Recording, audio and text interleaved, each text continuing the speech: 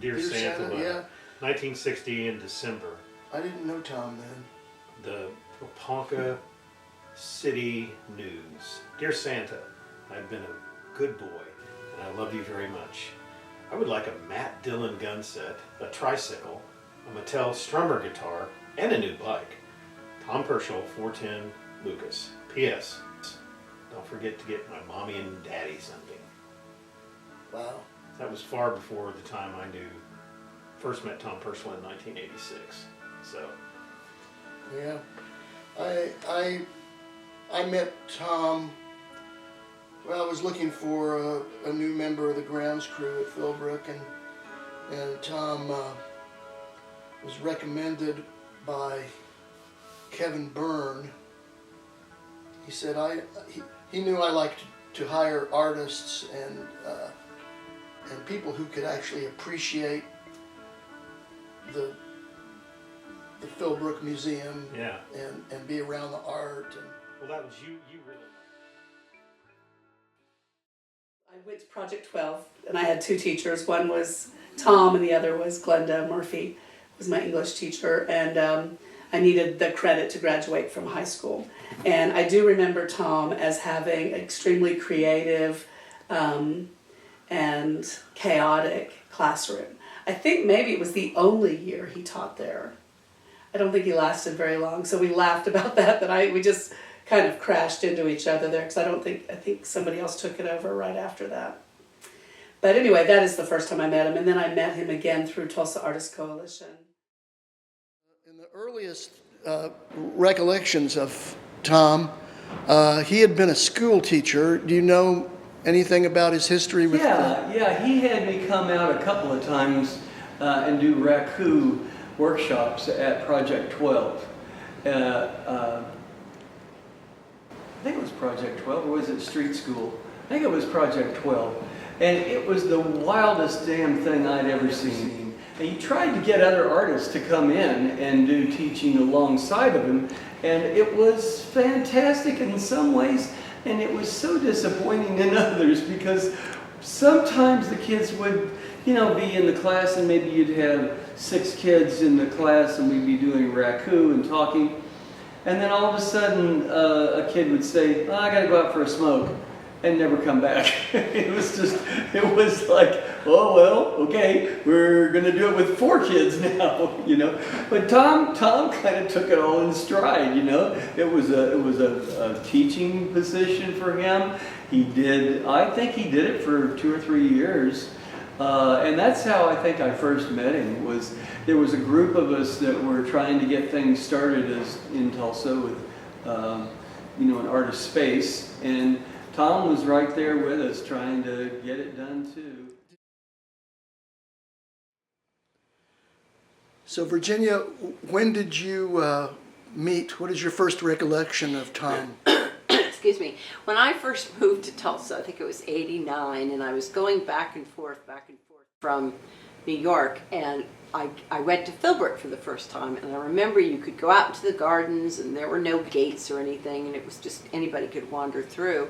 Anyway, so I was sitting there doing a little pastel drawing of Philbrook before, I don't know if you could see this through the glass, but it was before the addition of Philbrook or anything. And this guy comes up to me and just starts talking to me, and it was Tom Pershall. And he starts telling me all about what to do in Tulsa. He couldn't have been nicer. I think he was probably the first person I met. What to do in Tulsa, where the artists meet. The artists all met on Saturdays at the Cherry Street Bakery, and all kinds of things. He couldn't have been nicer. And I remember we did a piece with Living Arts called Fire and Ice, and Tom did a really interesting installation of Roman candles that were, they were flares. They were like railroad flares that he had gotten.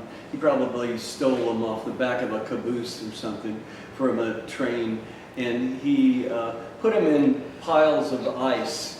And so the flares were these beautiful red glowing candle-like things in the middle of this little balls of ice. And of course, when they got down low enough, then they melted the ice. And it was a really strong piece.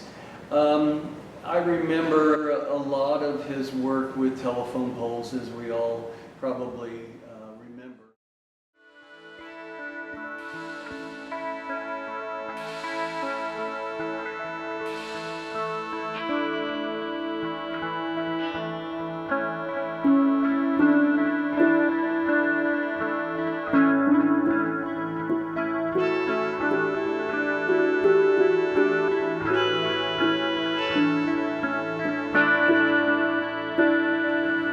That's what I think he was really good at, making you rethink about things like aluminum cans, which you just toss away. He has them all scrunched up and put out in an immaculate lawn in a museum grounds at Philbrook.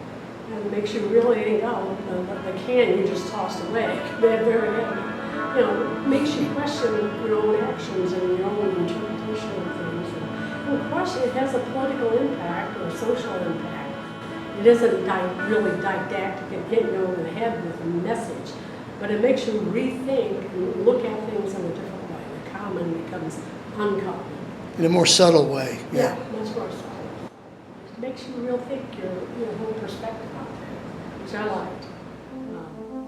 He became pretty good at, and that was in getting these different entities, a lot of times recycling companies, to buy into his projects, like farmer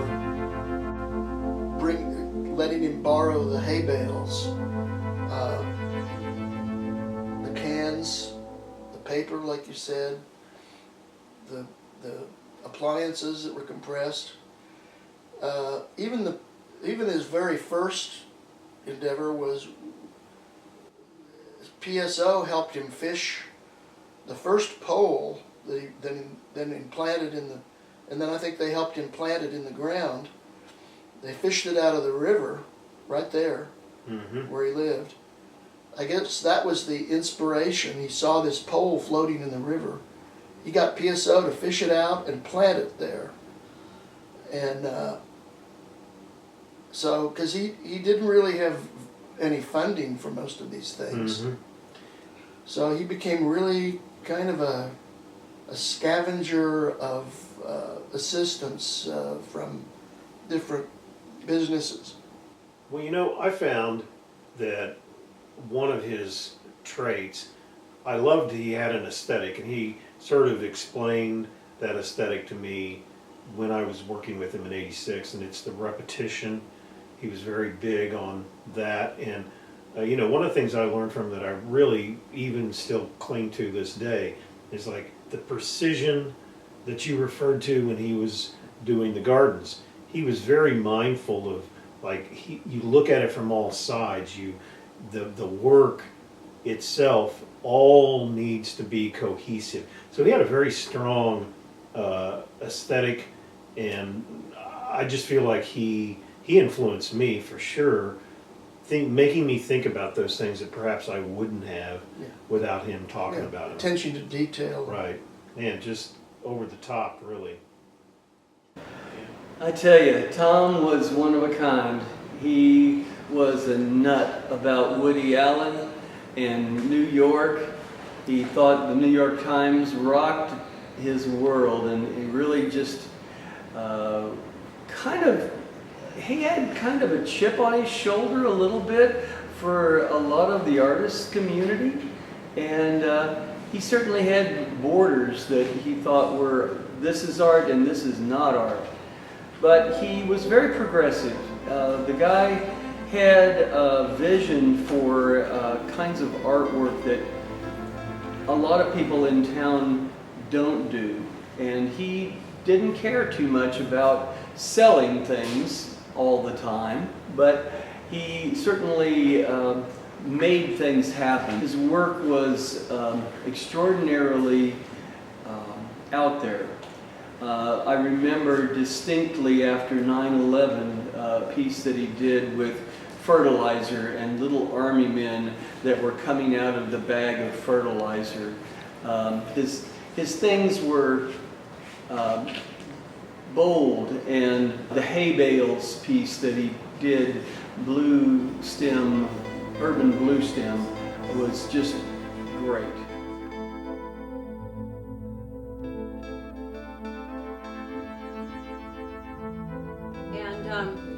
I know he wanted to wrap those telephone poles on Riverside, and he put those outside of where he lived on Riverside. And then, of course, they all friggin' moved them. You know, they're over down there by Waterworks now, because God forbid they'd have them still on Riverside, you know, where people could see them. I made copies of some of your negatives, and there was a series that you and Janice and he met the fire department on the bridge, the what is it, 11th Street Bridge? Yes, yes. That's the Route 66 bridge? Yes. And it was closed off. You had to get a key to get in the gate. Mm-hmm. And they had this fireman is squirting a hose straight up in the air. What was that all about? Well, he had an idea for fountains along that bridge, and he was trying to see how those fountains would work out. And I don't think that project ever came through, but it was because he was going to use fountains that he had the fire department out there.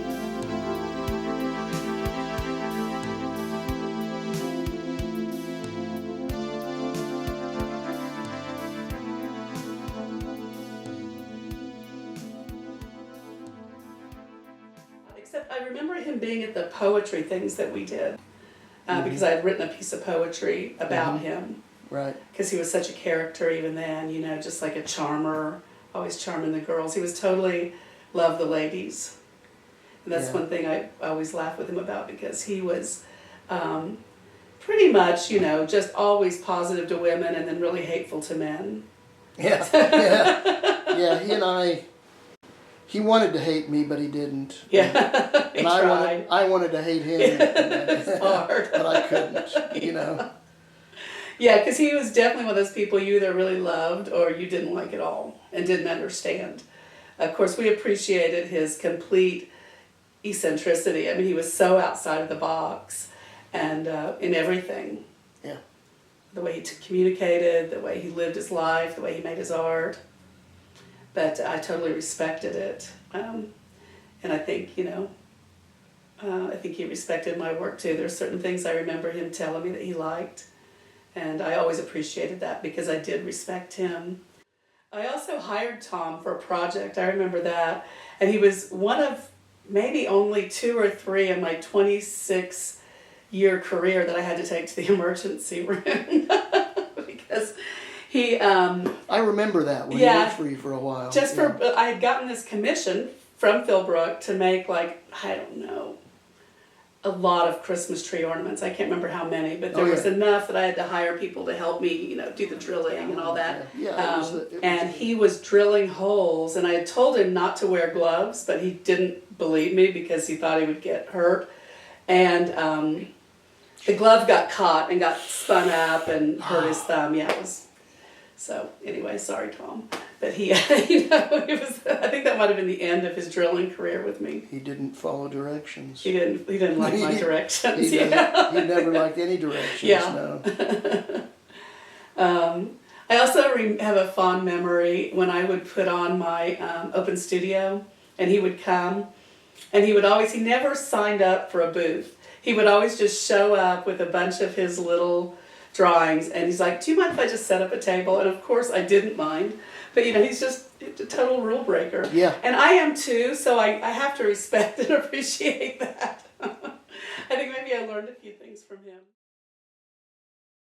After we had moved into the TAC, had moved into the gallery, it was a Christmas, and we were going to put up lights in the tree, and like his style was so anal. I mean, his style was to measure it and to ratchet, and I was just like, throw some lights on the tree, make it look good, and we just were like, okay, we cannot work together. Yeah, he was real precise and detail oriented. Yeah. And I had to constantly get off after him at Philbrook To move a little faster. And, because yeah. you know we can't spend all day on this one thing. Bush, You gotta Yeah. move it on. Yeah. But on the other hand, at times that was valuable. Absolutely.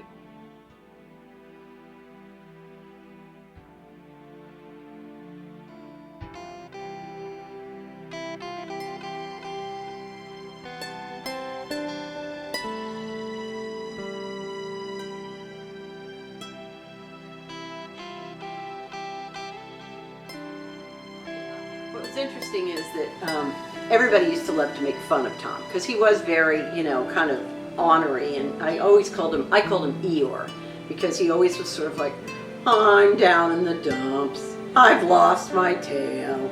So whenever I'd see him, I'd call him Eeyore. And he had, a lot of people just didn't really get along with him, but I think I could sort of spar with him because we're born a day apart from each other.